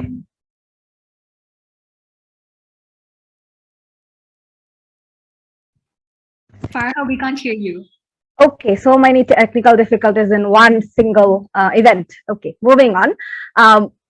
Now it's time for the question answers. Our judges have given us some questions and the teams will be answering. The format is like the previous segment. The teams will each get 2 minutes to answer the questions, and our timekeeper, Sudipto Roy Bhaiya, will be notifying them when 1 minute has elapsed and when the time is up. So I'll be calling the 4th team, Team Kautilya. Are you ready to answer your questions? Yes, we are ready. Okay. Am I audible? Yes, you're audible. Okay, thank you so much, our honorable judges, for the interesting questions, and we will love to answer those. So I'll start with the question we got from Mehzabeen Ahmad ma'am. So the question was, how are we taking care of the health of these kids? So if I'm not wrong, so the thing is, even though, with due respect, even though there were meal programs running in the primary schools, students were still dropping out of them, right? So what we are saying that we will provide monetary incentive. So when they will earn the money, the household have more income, and then they will be able to spend on their nutrition. And at the second stage, I mean the secondary and higher secondary level, we are talking about the residential TVET schools, where the students' nutrition will be ensured by the school itself. So I think that answers the question. Moving on to my teammate. Thank you. So the second question was regarding labor market. So we have talked about implementing the technical training institution model like the BKTTC. They have an employment cell already. They have a placement cell through which they place their graduates to different sectors and industries. So if we can replicate that model, we think we will also have such cells that allows the students to get employed somewhere through the help of their alma mater. And finally, there was another question from Nusrat Jahan ma'am about how we coordinate within government and non-government efforts. We have already talked about the regulatory authorities, the 4 authorities. We already know that different government bodies, they collaborate with non-government institutions in such cases. So we have seen World Bank collaborating with the government to create the ROSSI program, which is the re-enrollment of out-of-school children program, and it is in the second phase right now. So I think these authorities, once they are established, I think these authorities can choose to collaborate with the non-government entities at the same time. So one last question will be answered by our third teammate. All right, can I get 30 seconds to answer the question?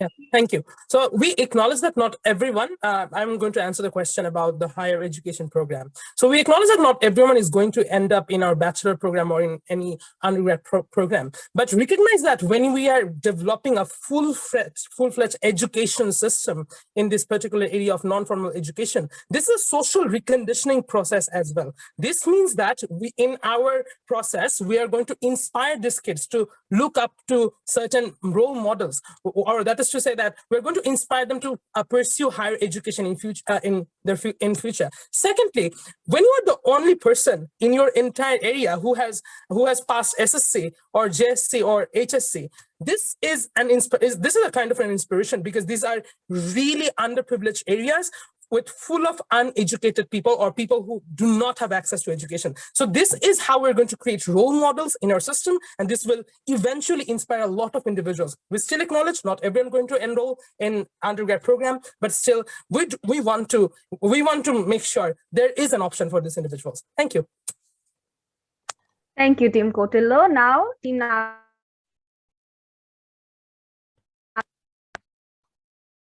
Hello. Team Nadush Nudush?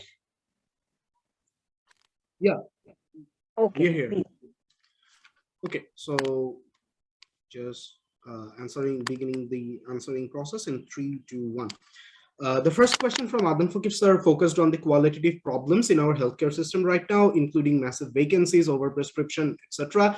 We believe that these problems are complicated, and these problems are well beyond the capacity of our target, which was just revamping the healthcare financing model of our country rather than improving the quality of the healthcare. We believe that improving the quality of the healthcare is obviously very important, but the thing is, there doctors in government healthcare facilities are recruited through BCS programs.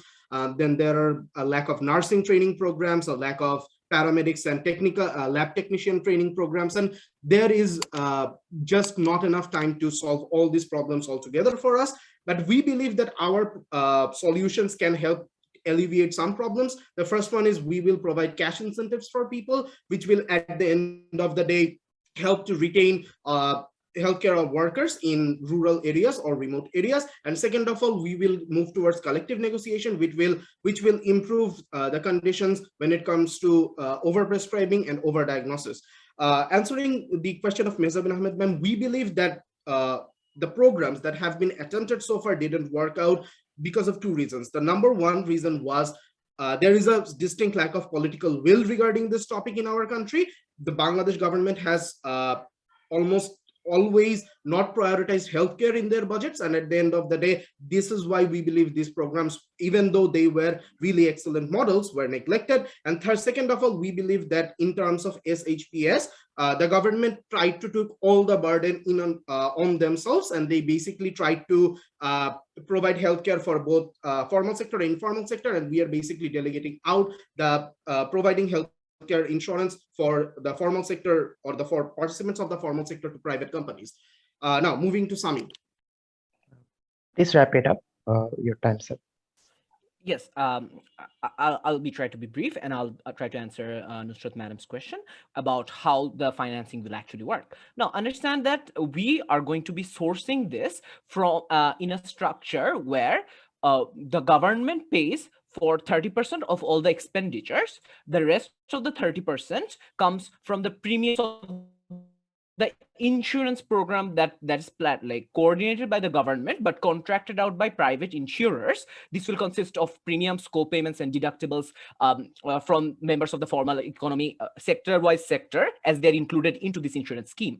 And thirdly, the rest of the financing will be out of pocket. Now, we claimed we want to achieve this within 20 years, and we believe that step by step, it is very possible through proper budgeting and the sale selling and providing the cash incentives that Zawad mentioned, that this will be properly financed and alleviate the pressure on this lower middle income households so that they can escape poverty. Thank you. Thank you very much, Team Nadush Nudush. And now moving to our last team, Team Zita.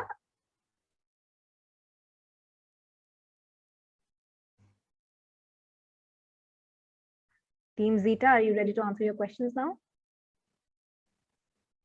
Hi, am I audible? Yeah, you're audible.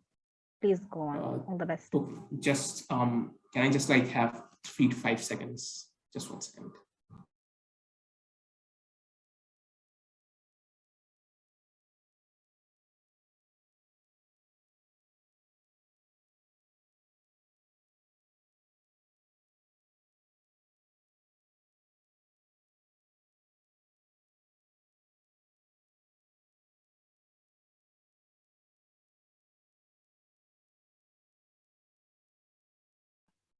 Okay, so firstly, I would like to answer Adnan sir's question in that already these microfinance institutes probably target women, and why are we different? Understand the fact that what is wrong with many of these microfinance programs. For instance, if you look at things like Grameen Bank, you will see that when you go to villages, they don't really have the best reputation in that if they fail to pay the loans, they will take away the tin shed roofs during monsoon season, right? So what we're basically doing is that we're not going to be putting them into that problem, because we as a government have firstly accountability. Secondly, we have the resources that we're not just making it a flashy CSR program. We have actual accountability and we have actual sustainability, right? These are the things that need to be factored into account, right? So giving the floor to my teammate Shams to carry me. Yeah. Thank you very much. So most of the questions that are focus from the panel is that your program is female focused, what is your niche, right? You are focusing on female, understood, but it's already there. The NGOs are doing the government, but we're not focusing on just female women entrepreneurship. Our niche is how we provide these loans, and it is very important. Firstly, we have talked about that how we are going to put the interest rate. We're going to focus on the vulnerability. Understand one thing, in our current program, we give the same interest rate to a woman who is in Chittagong Hill Tracts, who is in Cox's Bazar, and who is in Khulna, right? This is problematic. We're not recognizing the spectrum of vulnerability here.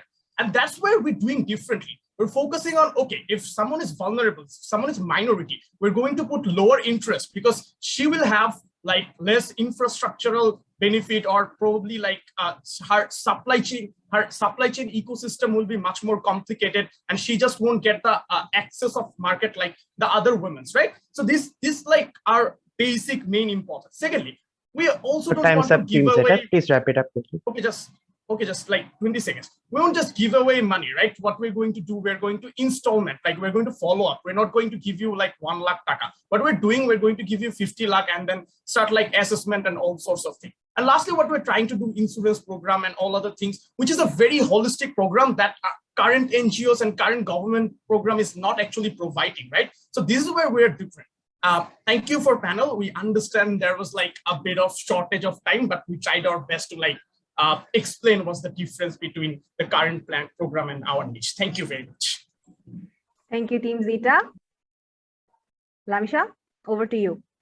Thank you. And with this, we have finally reached the end of our final panel presentation segment of Speakonomics 4.0. I know we all are really excited to know which of these teams are the best according to our judges. And to know the final result, we all have to wait until 3rd March. The winner will be announced in the closing session of the 4th Bangladesh Economics Summit. The champions team will be rewarded with a cash prize of 15,000 taka, while the runners-up team will receive 6,000 taka. In addition, each member of the top 2 teams will get vouchers worth 2,000 taka from Bohupihi, our knowledge partner, at the 4th Bangladesh Economics Summit. We really hope that you all enjoyed today's session. Before we end this, we would like to thank our honorable judges, Nusrat Jahan ma'am, Adnan M S Fakir sir, and Mehzabeen Ahmad ma'am for being with us despite their busy schedules. We would like to thank everyone who joined with us. Would like to thank the teams for their spontaneous participation, and our heartiest thanks to everyone who worked really hard to make this session a successful one. Lastly, thanks to my co-host Farhat Hossain for being an amazing host. Over to you, Farhat. Same to you, Lamisha. Okay, so this was just the 2nd day of our week-long summit. Tomorrow, Saturday, 26th February at 7:30 p.m., we will be having our first panel discussion on digital promise and the role of governance. We have Professor Mushtaq Khan, a senior academic from SOAS, University of London, Mehnaz Rabbani, Head of Operations and Strategic Engagement and Partnership in BIGD, and Russell T. Ahmed, the President of Bangladesh Association of Software and Information Services, BES, as panelists tomorrow. The session will be chaired by our very own faculty, Dr. Shahadat Hussain Siddiq from our University of Dhaka. And thank you everyone for staying with us. We hope to see you tomorrow as well. We had a session yesterday as well. You can check that out from our Facebook page. So please do stay with us, and thank you very much for today. Good night. Thank you. Thank you. Great initiative.